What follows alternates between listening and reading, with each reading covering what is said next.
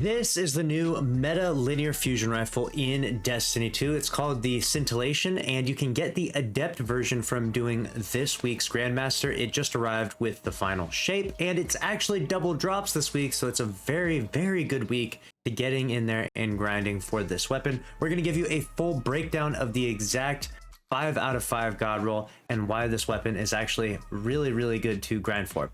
So first things first, it's obviously a 3-round burst. We'll break that down. We got a 3-round burst. So I got that adaptive burst, and it does have vice stinger on it, which is really, really nice. It's going to make it so you can basically just spam a ton of shots with this thing.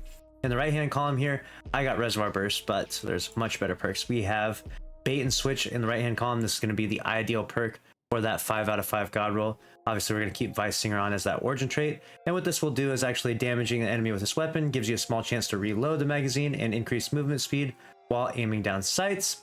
And so basically you just get a chance to get the full magazine refunded at any point in time. And I believe vice stinger works a little bit better with 3-round burst linears because it hits a little more consistently. Obviously it hits 3 shots instead of 1.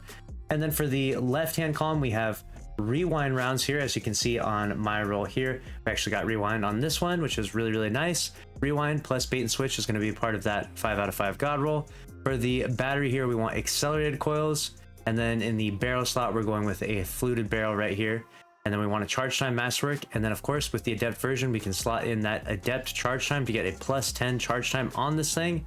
Definitely very, very nice. And that's going to round off the 5 out of 5 god roll that you should be grinding for if you're doing the GMs out there. Now, if you're going for the regular roll of it, if you're going for the non-Adept version, still going to be the same perks on it and everything. Keep that in mind. You just won't be able to put on the Adept charge time weapon mod right there. Now, if you are grinding the GMs this week and you're looking for this exact god roll that we've talked about, I would highly, highly recommend that you use 2 hunters that have Still Hunt with Celestial Nighthawk on it.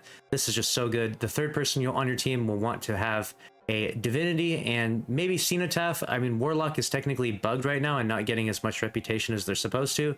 But if your teammate doesn't know about that, or maybe if you just want them to use a Titan, or maybe even a Hunter as well, that's fine. Just have 1 Divinity and 2 Still Hunt Celestial Nighthawk Hunters. This is really, really powerful and honestly just free. This combination is absolutely busted. This is doing that insane DPS to the Witness, and now it is easily the most efficient way to fast farm through Grandmasters. So make sure you have that on, and I'll give you a little peep at my entire build. So you're going to have 2 Hunters with this, and then the other one is just Cenotaph Div, so nothing too crazy about that.